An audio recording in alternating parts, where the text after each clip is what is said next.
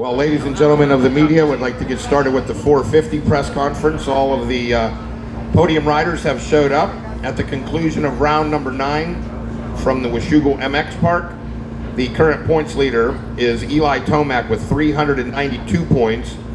Behind him is the 25 of Marvin Musquin with 342 points, and behind him in the number 3 spot is Ken Roczen with 335 points.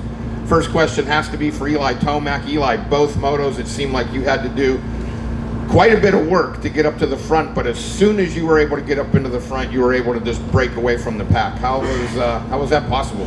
It was just a good day on the motorcycle. I mean, other than the starts themselves, felt really good all the way from practice. We were fastest in that second practice, and then just had good lines.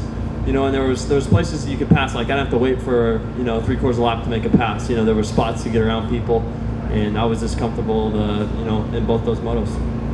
Ken Roczen, you've had a great start to the motos, and it seems like the ends were a little bit of the problem for you. What was the situation there? Obviously, if you see my last few weekends, this weekend was actually really good for me. I could I could find the front of the pack at least pretty quickly, and I just tried to ride as hard as I could. The track was tough out here, and obviously everybody was going really well, so I tried my hardest the whole way. And I shouldn't say unfortunately, but with the second overall after all these last weekends, I really cannot complain. And obviously Eli was on rails every year. So it no surprise there really, but no, overall it was good. I think it was overall just a good day for us. Marvin Musquin, take us through moto number 1 for you. Very disappointing. I was looking forward to make some passes, and unfortunately I couldn't do it, and lost my rhythm, and just a terrible first moto, and ended up 5th. It was not acceptable, so I'm glad I turned it around that second moto and got a better start, and was able to ride better. Bike felt better, I felt better, so got second in the second moto, and to salvage the podium is a good thing at the end of the day, because it didn't start really well in the first moto. I'd like to open up now to questions from the media.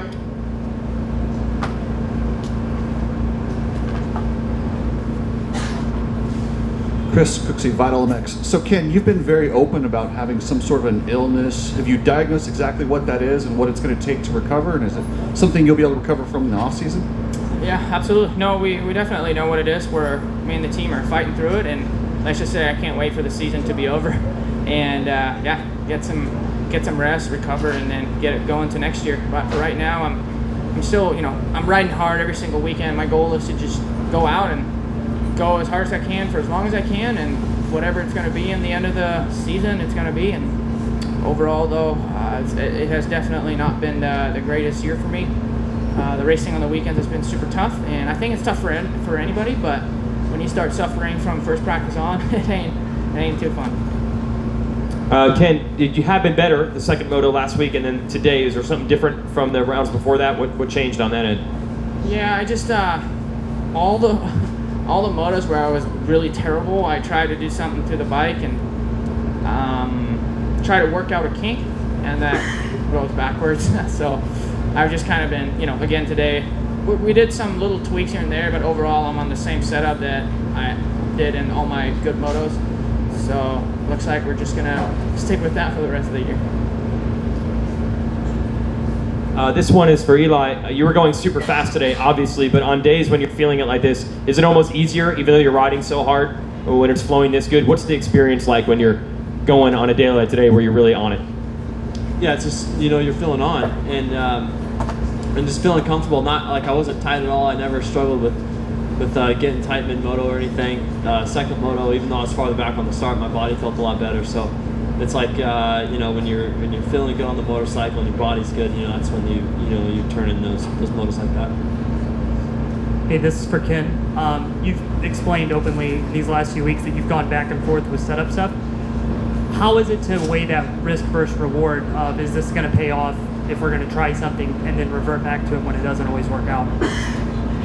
No, it's true, but you always, I'm a little bit of a, you can say a perfectionist. Like I like stuff to be right, and we have, when it comes to setups and some things that we try, we're a little bit too much on the left field, and then we have the other stuff that's too far on the right field, and we've been trying to work something out. And I think for next year, like we already have plans and everything, and it really, now after it happened a few times, like you really got to say like, okay, we gotta leave the stuff that we have right now, because obviously I'm going fast on it at least. So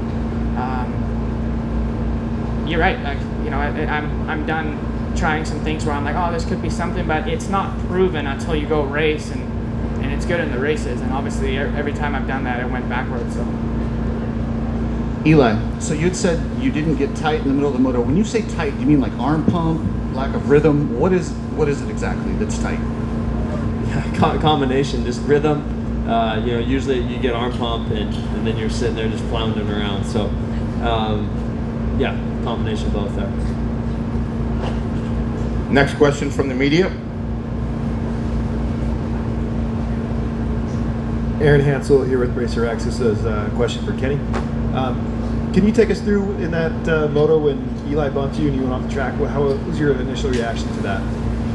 Yeah, it was just, obviously the way that part of the track is set up is really made for collision, and it just ended up, we're jumping and landing, and I think our bikes were both pointed in the same direction, and it was just a free thing. Like we started going, and I got bumped a little bit, and the reason I went so far is because there was a big rut, and I was basically splitting it, like I was on top of it with both of my wheels, and then my front wheel started falling to the right, and my rear wheel to the left, so I was kind of crisscrossing it, and I had to give her the berries to even just make it over there and not crash. And then there was a fence, and it was just straight dust, so I couldn't really, I was stuck there for a little bit and trying to get back up over the hump. It was just a thing where both of our lines came together, and obviously I was on the outside of the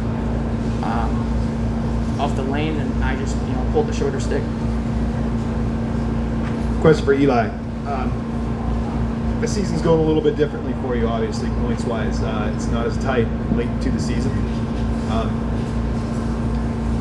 Does that change your approach at all, and does that change how you're feeling this late in the season?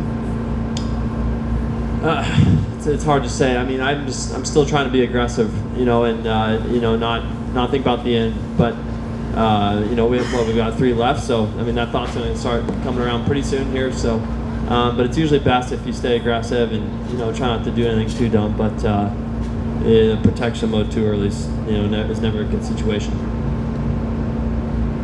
Eli, this course has treated you really well over the past couple of years. You've won 3 of the last 4 here, and the fans seem to love you. What about this course suits you so well? To be honest, I don't know. Because my track at home is more sand-based, and this is obviously one of our full clay tracks.